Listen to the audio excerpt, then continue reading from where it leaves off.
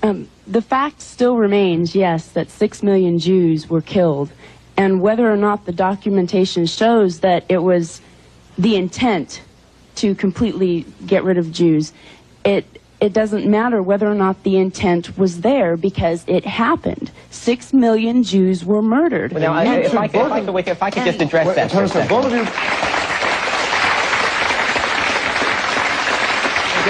For both David and Mark, that's a very important issue, because both of you dispute the fact that 6 million Jews died. If I could make a point, now she said the fact that 6 million Jews died. However, in 1988, the site at Auschwitz where people can go and tour the gas chambers, they lowered their figure from 4 million dead to 1 million dead. So that was 3 million taken out of the equation overnight. Where did these 3 million go? Were they never there in the first place? Were they in the camps, and did they survive? And if you can lose 3 million people overnight, who's to say that 1 million remaining figure is not also wrong? And let me ask you this question. Weren't some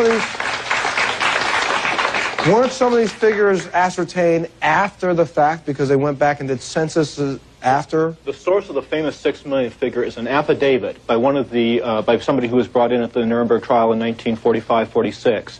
Even Raoul Hilberg, who's considered one of the major figures in the Holocaust, Holocaust historian, is professor at the University of Vermont.